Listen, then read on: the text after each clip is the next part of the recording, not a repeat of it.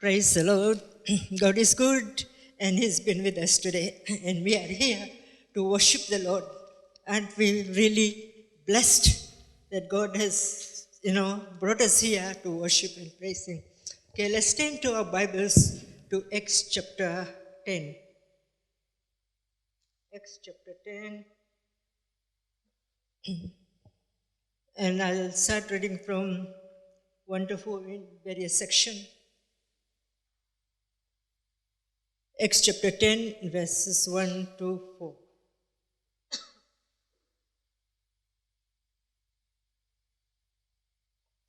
There was a certain man in Caesarea called Cornelius, a centurion of the band called Italian band, a devout man and one that feared God with all his house, which gave much alms to the people and prayed to God always.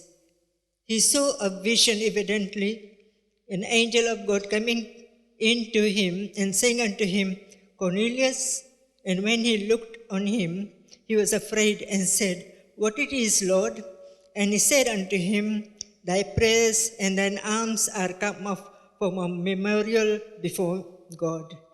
And then 9 to 16. On the morrow, as they went on their journey and drew nigh unto the city, Peter went up upon the housetop to pray about the 6th hour.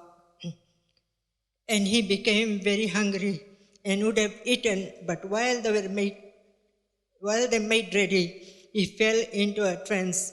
And so heaven opened, and a certain vessel descending unto him, as it had been a great sheet knit at the four corners and let down to the earth, wherein were all manner of four-footed beasts of the earth, and wild beasts, and creeping things, and fowls of the air. And there came a voice to him, Rise, Peter, kill and eat.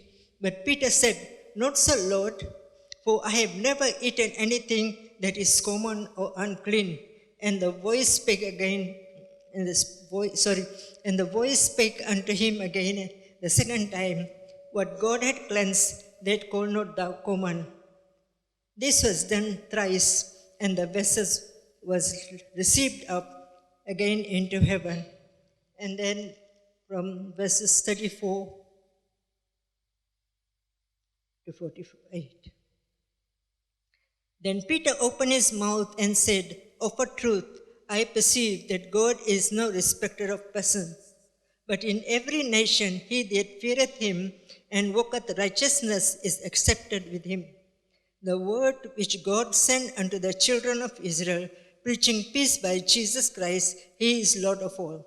That word I say you know, which was published throughout all Judea, and began from Galilee after the baptism which John preached, how God anointed Jesus of Nazareth with the Holy Ghost and with power, who went about doing good and healing all that were oppressed of the devil, for God was with him. And we are witnesses of all things which he did both in the land of Jews and in Jerusalem, whom they slew and hanged on a tree. Him God raised up the third day and shewed him openly, not to all the people, but unto witnesses chosen before of God, even to us who did eat and drink with him after he rose from the dead. And he commanded us to preach unto the people and to testify that is he which was ordained of God to be the judge of quick and dead. To him give all the prophets witness that through his name whosoever believeth in him shall receive remission of sins. While Peter yet spake these words, the Holy Ghost fell on all them which heard the word. And they of the circumcision which believed were astonished, as many as came with Peter, because that was on the Gentiles, also was poured out the gift of the Holy Ghost. For they heard them speak with tongues and magnified God. Then answered Peter, Can any man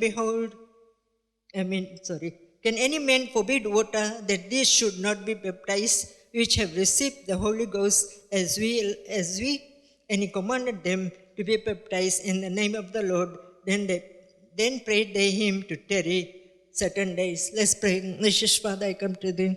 Thank you for thy word. Lord, anoint me that I be able to minister thy word unto the people and touch each heart of God. In Jesus' name, amen. My topic today is overcoming prejudice. Prejudice, in other words, we say judging others or bias, being biased.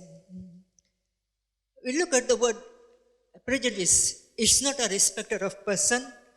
It's a senseless thing. It is not limited to the one section of the country, whether south, north, east, or west, nor is confined to one strata of society, high or low, rich or poor, educated or uneducated. Strangest of all this is found in the hearts of both sinners and Christians. Peter's experiences is being led to preach at Cornelius' house can help us solve the problem of prejudice. Christians may possess human nature, makes it impossible for a person to overcome prejudice without God's help. Even after Pentecost, Peter needed strong persuasion from the Holy Spirit to rise above his prejudice. Is it possible for a Christian to be prejudiced and not really be aware of it? Is prejudice confined to a certain section of the country? Do some segments of society tend to be more prejudiced and hate than others? Is there a relationship between prejudice and hatred? Peter was prejudiced and yet was apparently unaware of it. There is a close relationship between prejudice and hatred. Hatred is included in one of Paul's list of sins in Galatians 5:20. Prejudice is wrong from the individual point of view. More than this, prejudice often hinders the church in outreach ministry. This was one problem in Peter's day. And you see that Cornelius and Peter were prepared, and we read from Acts 10:1 to 16. Lord prepared Cornelius' heart, a clear vision.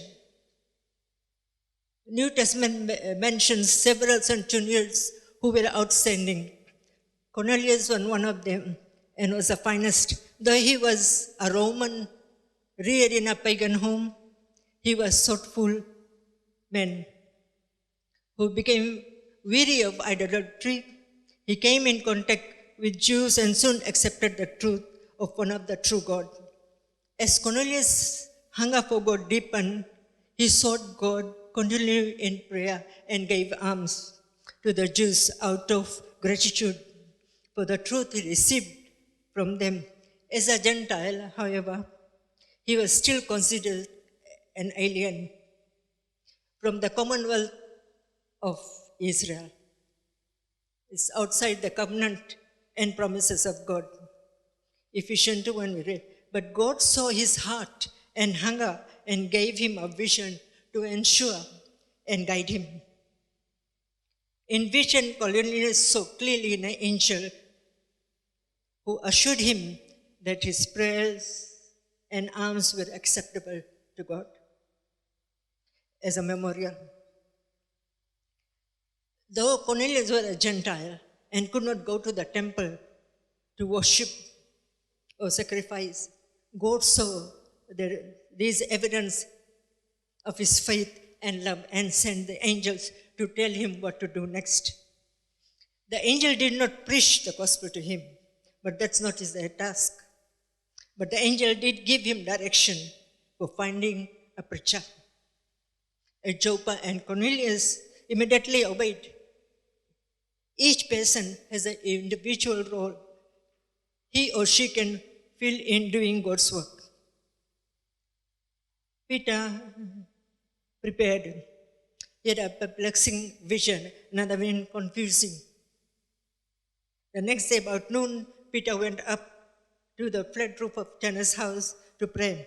There God began to prepare him to go to the house of Cornelius. For an example, this is how God works on both ends of the line. The other side, Cornelius is being prepared, and this side, Peter is being prepared.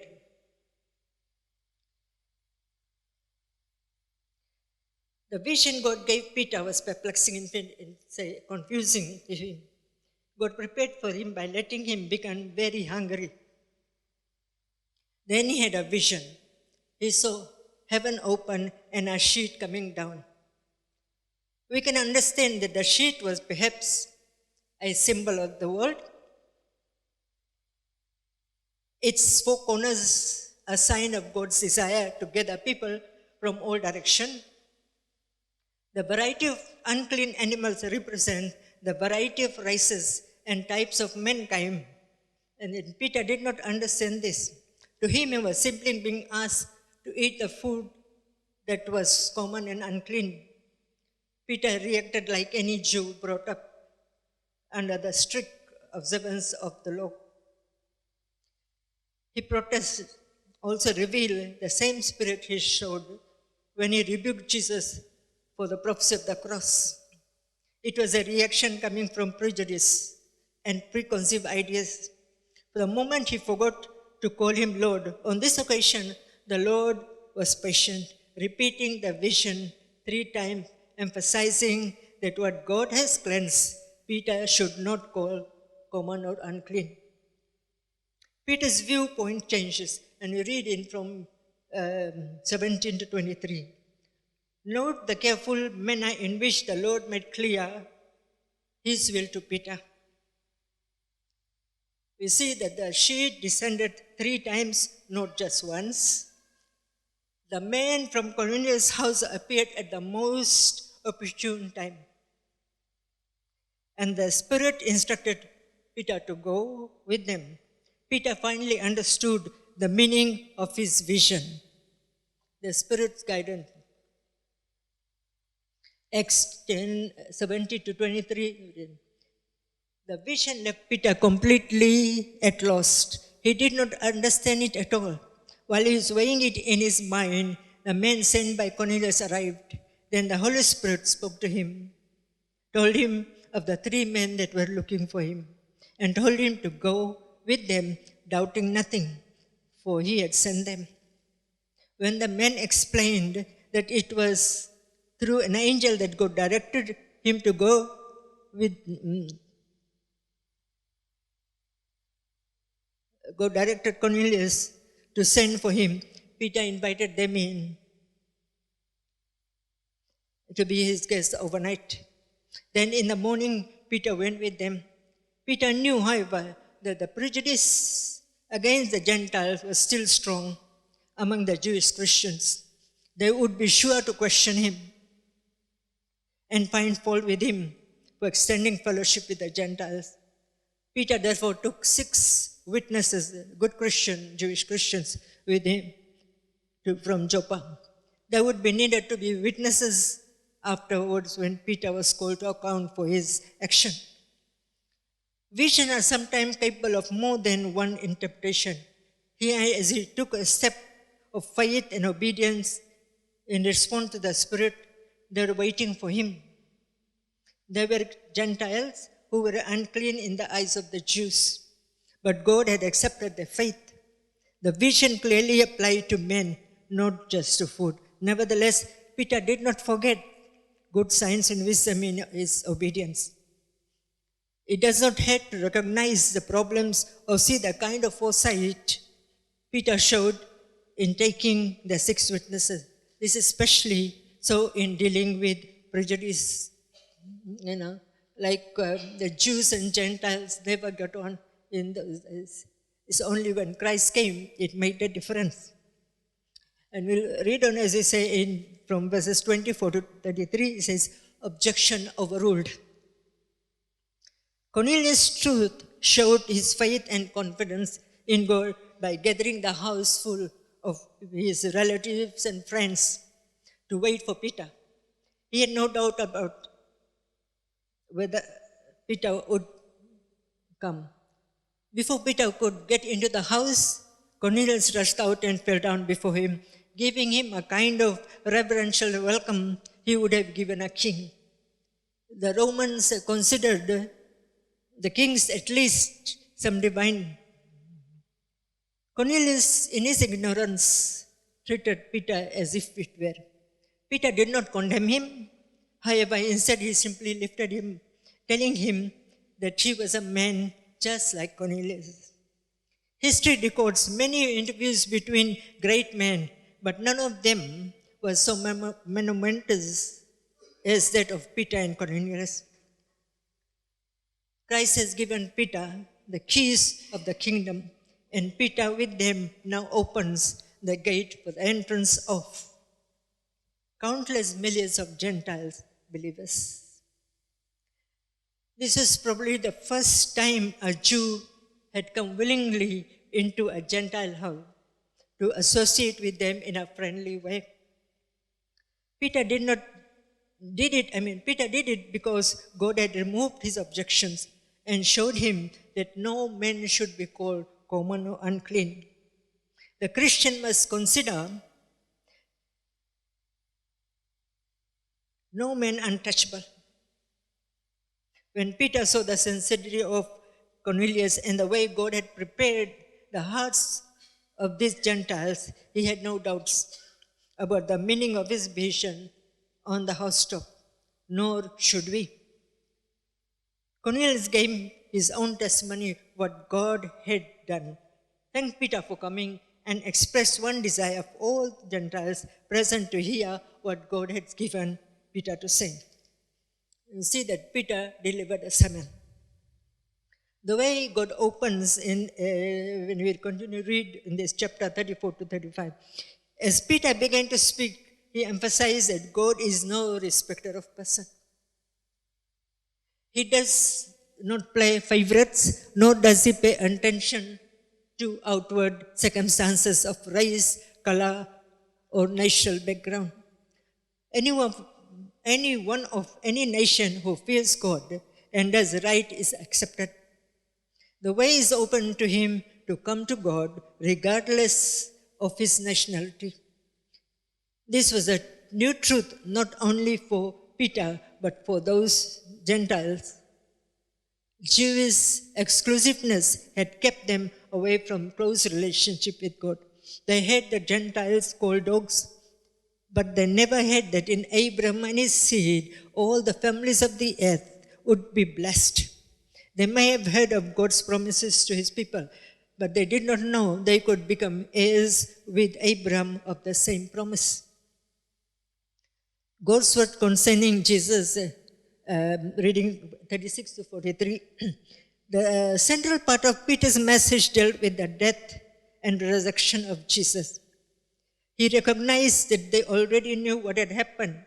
The events of Jesus' life and ministry were too well known even for Gentiles. Assyria and not to have heard them. But now Peter, anointed by the Spirit, took this truth and drove them home to their hearts. Peter concluded by drawing attention to their need for forgiveness in view of the coming judgment. While Peter was preaching, all these Gentiles placed their faith in Jesus, accepting the word as it came.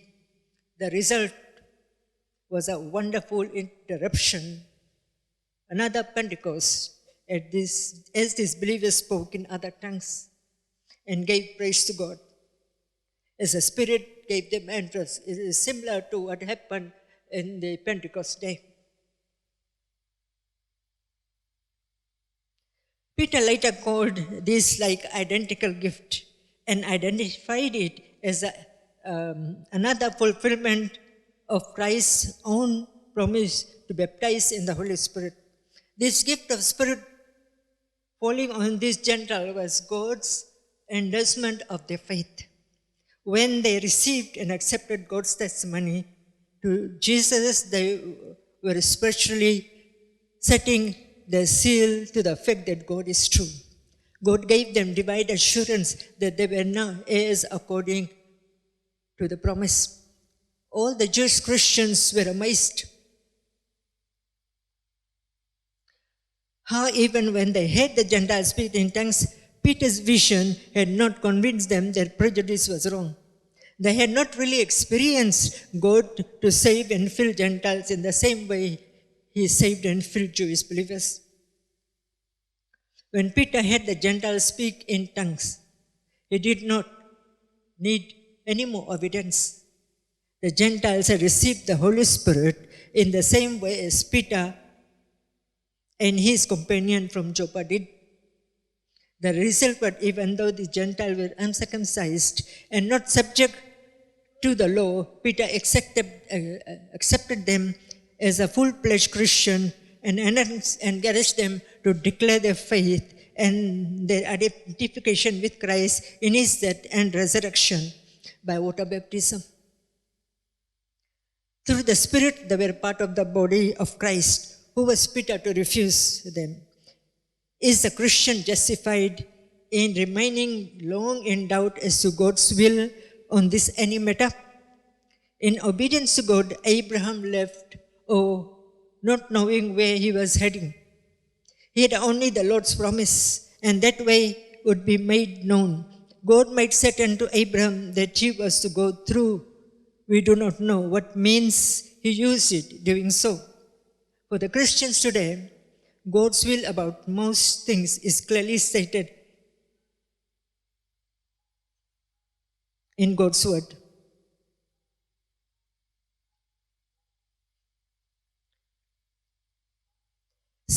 Sometimes we do wrong things in the name of the Lord. To know God's will, Christians' main duty is to seek in the word when it is necessary for God to grant individual revelation as He will.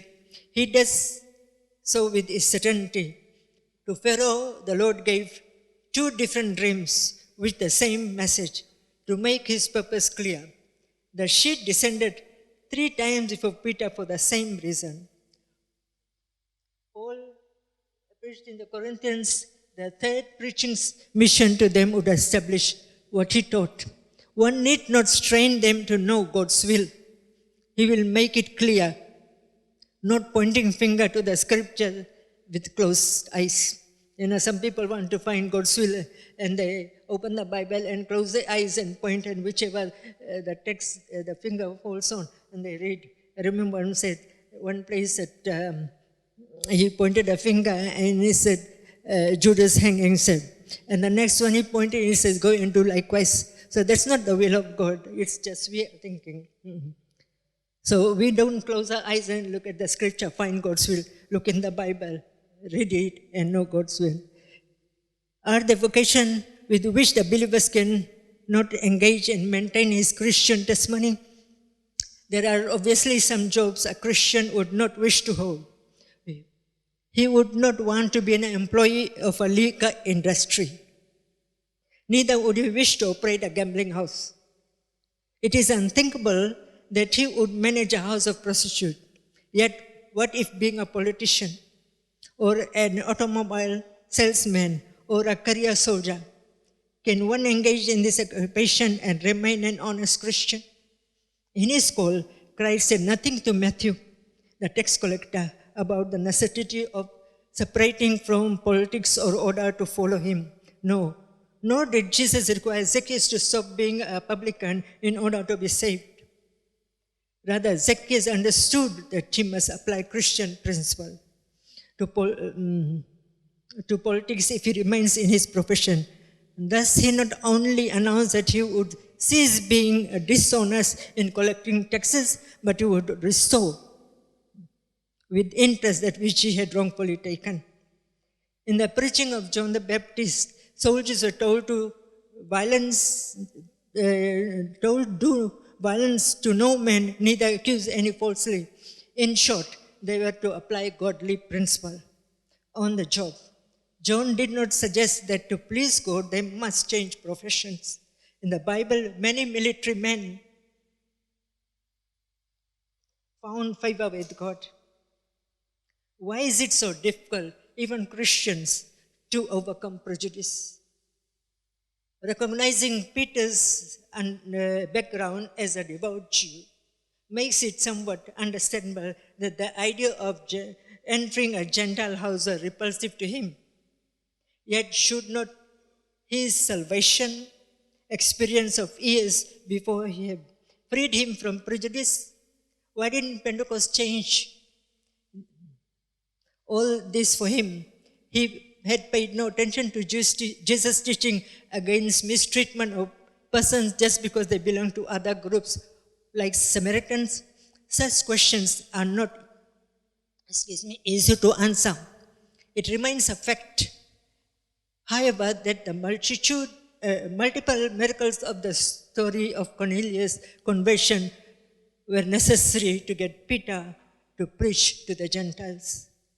So strange was the prevailing prejudice in the church that only Holy Spirit intervention in solemn assembly, where the matter was considered, saved Peter from being rebuked for what he did. Thank God, the church was convinced that Gentiles could be saved. Later, however, another council was necessary because prejudiced Jews demanded that Gentiles must be circumcised in order to be saved. Again, concessions were made to the Gentiles. It seems that one must lean heavily on the Lord to overcome prejudice and keep coming back. The church has no obligation to take the gospel to the men of every class, race, and nation.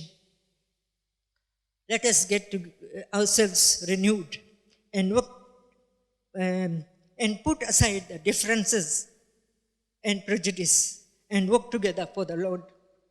We can overcome prejudice if we allow the Holy Spirit to do so. In sight of God, we are one. And He has commissioned us to take the gospel to all nationalities. Don't let prejudice reign in you. So let's all together to work for the glory of the Lord. Let's pray. Gracious Father, I thank you that you have opened our eyes. There is no difference of people because you love them all.